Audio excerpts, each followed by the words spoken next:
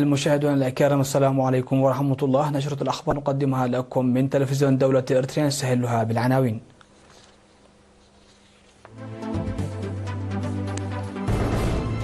مكتب الثروة البحرية في القشبركة يضع خطة عمل جديدة. مدرسة مندفر المساعدي التمريض بالجنوبي تخرج ممرضين جوالين. مكتبا وزارتي الصحة والتعليم في الأوسط ينظمان منتدى عن الصحة النفسية والعقلية. الصين وروسيا تجريان مناورات ضد الصواريخ البالستية.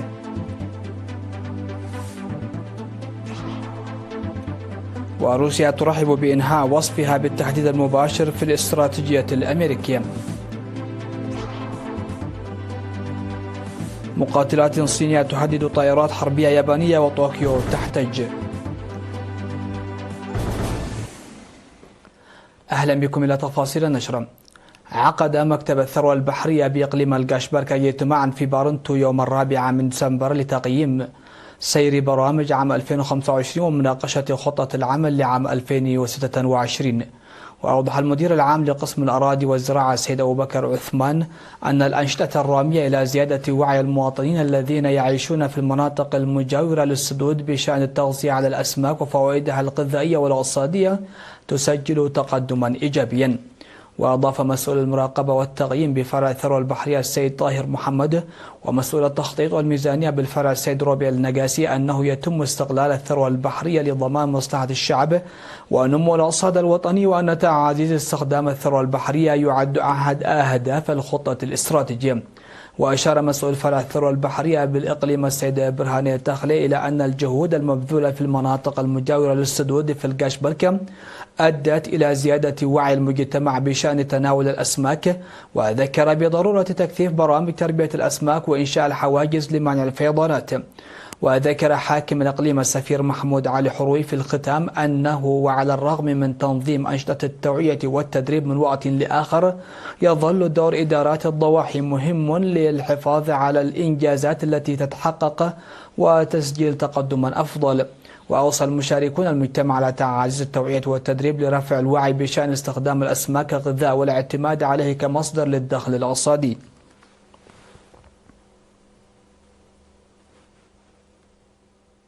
خرجت مدرسة مساعدي التمريض في مندفر يوم 6 من ديسمبر 25 مسعفا جوالا.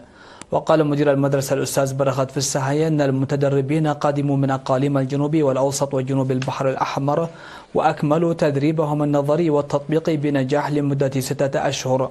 وعبر ممثل الخريجين عن امتنانهم لهذه الفرصة، وأكد بأنهم مستعدون لخدمة مجتمعهم بالقدرات المكتسبة.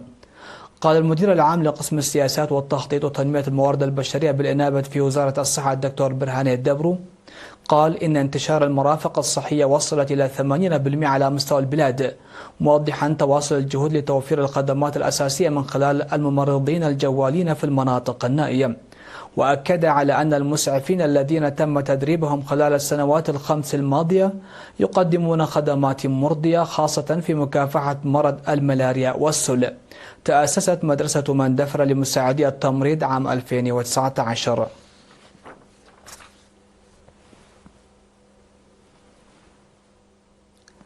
عقد مكتب التعليم في الإقليم الجنوبي ورشة عمل يوم 4 و5 من ديسمبر في مدينة مندفر لتقوية وتوسيع برنامج تعليم الكبار في الإقليم. وقدمت في الورشة التي شارك فيها حاكم الإقليم ومدراء المديريات ومسؤولي فروع التعليم والشركاء تقارير عن سير برنامج تعليم الكبار من عام 2016 وحتى 2025. وقال المدير العام لقسم الخدمات الاجتماعية السيد قال تسفاسلاسي أن البرنامج ضروريا لمحو الأمية وتشجيع التعليم المسائي. من جانبه أوضح منسق برنامج تعليم الكبار في وزارة التعليم السيد كابو أيموت أن ورشة العمل تمهد الأرضية لإعداد خطط خمسية بالنظر إلى تجارب الأقاليم والتحديات. وذكر الأستاذ بلاي نور حسين الذي قدم تقرير برنامج تعليم الكبار في الإقليم من عام 2016 وحتى 2025 أن البرنامج يسير جيدا. وقال المدير العام لقسم تعليم الكبار والإعلام بوزارة التعليم السيد جبرزقي دمامه إنه سيتم العمل لإدخال تعليم اللغة الإنجليزية والتدريب المهني، مشيدا بالآراء المقدمة لتحسين إجراءات تعليم الكبار. وأوضح حاكم الإقليم الجنوبي السيد هبتاب تسفاسيون أن إدارة الإقليم ستعمل جاهدة لإنجاح برامج التعليم عامة وتعليم الكبار خاصة.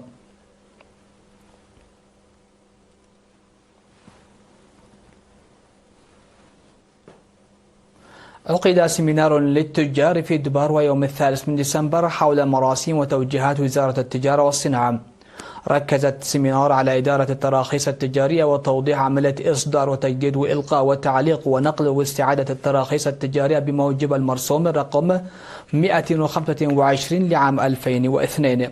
وقال مسؤول وحدة مراقبة التجارة في الإقليم الجنوبي السيد تسفاي حقوس إن المواطنين الذين تزيد أعمارهم عن 18 عاما وأدوا واجبهم يمكنهم استخراج تراخيص تجارية، مشيرا إلى أن الوحدة تقوم بالمراقبة للحيلولة دون انتهاك المراسيم والإرشادات وعدم ارتكاب ممارسات تجارية غير سليمة.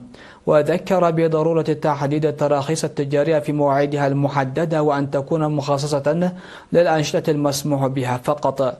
ودعت مسؤولة قسم التجارة والتعدين والمعادن في الإقليم الجنوبي السيدة الجانش كيداني المواطنين، دعتهم بشكل عام والنساء بشكل خاص على الاستفادة من فرص القروض المتاحة لتطوير أعمالهن التجارية. وأوضح مديرية دبار السيد تخلهمانوت وجود أكثر من 400 ترخيص تجاري في المديرية لم يتم تجديدها أو إلغاؤها، وحث التجار على زيادة وعيهم وتقييم أنشطتهم وخدمة مواطنيهم بكل عناية.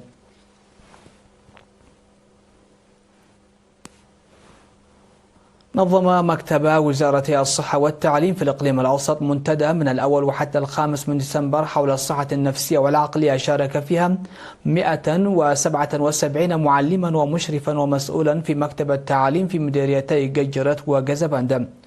وأوضح ممثل مكتب الصحة الممرض مسجون يوهنس أن المنتدى ركز بشكل أساسي على المشاكل النفسية والعقلية لدى الطلبة والمعلمين بهدف تعزيز دور المعلمين في بناء طالب سليم ذهنيا والمساهمة في تحديد وعلاج المواطنين الذين يعانون من اضطرابات ذهنية.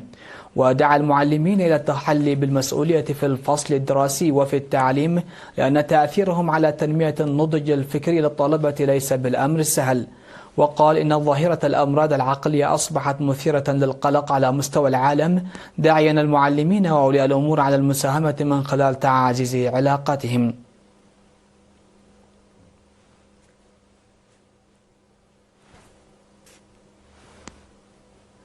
عقد سيمينار في مدينة كرن يوم 4 ديسمبر لتعزيز تنظيم المعلمين الشباب.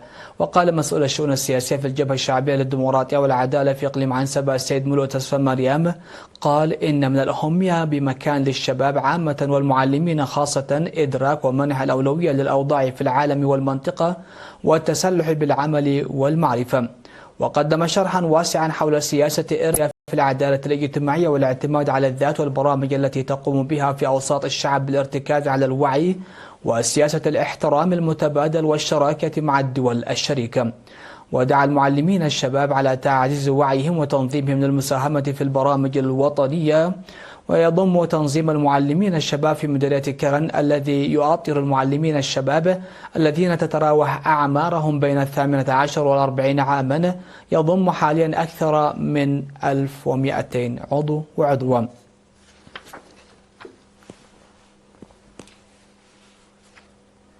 مشاهدينا الأكارم، فاصل نعود لمتابعة الأنباء الصعيد العالمي، فتفضلوا بالبقاء معنا.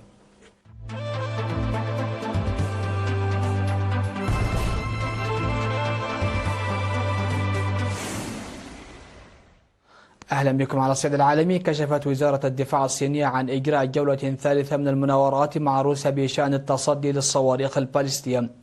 وأوضحت الوزارة أن المناورات جرت على الأراضي الروسية في أوائل ديسمبر الجاري وفقا لمنشور على موقع الوزارة، فإن التدريبات لا تستهدف أي طرف ثالث، كما أنها ليست ردا على أي أوضاع دولية راهنة. وأجرى البلدان محادثات بشأن الدفاع الصاروخي والاستقرار الاستراتيجي الشهر الماضي، وأجريا تدريبات مدفعية ومضادة للغواصات في بحر اليابان في أغسطس الماضي. ووقعت روسيا والصين شراكة استراتيجية لا حدود لها، وتعهدتا بإجراء تدريبات عسكرية منتظمة للتدرب على التنسيق بين قواتهما المسلحة.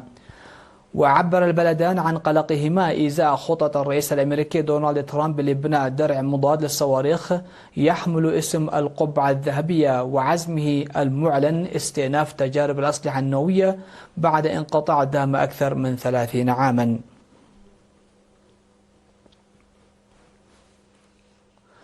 رحبت روسيا بالخطوة التي اتخذتها إدارة الرئيس الأمريكي دونالد ترامب لمراجعة استراتيجية الأمن القومي والتوقف عن وصف روسيا بأنها تهديد مباشر.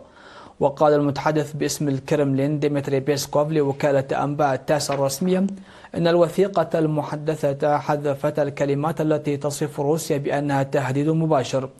واعتبر بيسكوف ذلك خطوة إيجابية، لا سيما أن الوثيقة حثت على التعاون مع موسكو في قضايا الاستقرار الاستراتيجي. وأشار المتحدث باسم الكرملين إلى أن الرسائل التي وجهتها إدارة ترامب للعلاقات الروسية الأمريكية تختلف عن نهج الإدارات السابقة. وسابقا كانت قد نشرت إدارة ترامب استراتيجيتها المنتظرة للأمن القومي التي تعكس تحولا كبيرا في أولويات الولايات المتحدة لتتوافق مع رؤية الرئيس للعالم القائمة على شعار أمريكا أولا.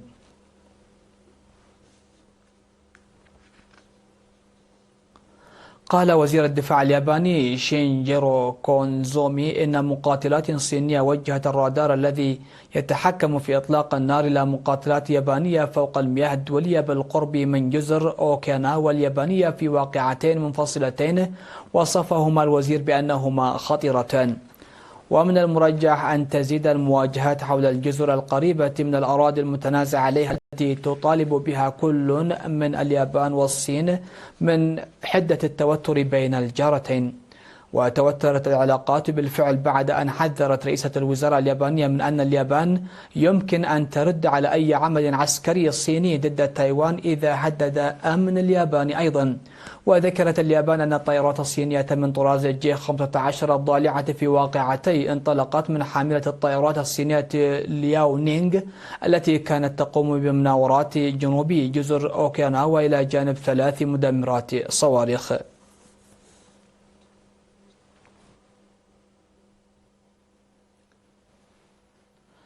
الخبر الأخير في هذه النشرة: ارتفع عدد القتلى جراء حريق في ملهى ليلي بولاية جوا في غرب الهند إلى 25 شخصا، فيما أمرت السلطات الهندية بإجراء تحقيق وعرضت دفع تعويضات للقتلى والمصابين.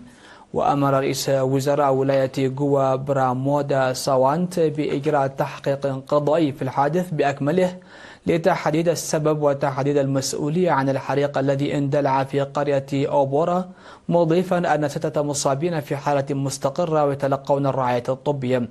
وقال رئيس الوزراء الهندي ناريندرا مودي إنه قدم التعازي للعائلات المنكوبة. وبحسب التقارير وقع الحادث في بلدة أرابورا الساحلية شمال جوا، وهي منطقة معروفة بشواطئها وحياتها الليلية ومناخها الاستوائي الذي يجذب السياح المحليين والأجانب.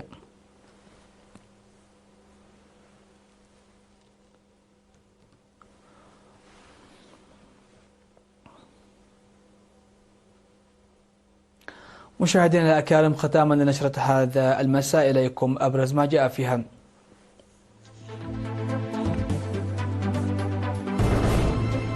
مكتب الثروة البحرية في القاشبركة يضع خطة عمل جديدة.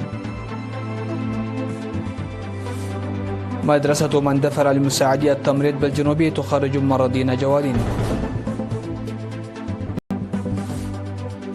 مكتب وزارة الصحة والتعليم في الأوسط ينظمان منتدى عن الصحة النفسية والعقلية.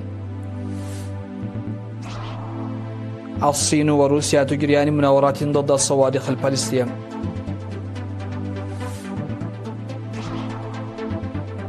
وروسيا ترحب بإنهاء وصفها بالتهديد المباشر في الاستراتيجية الأمريكية.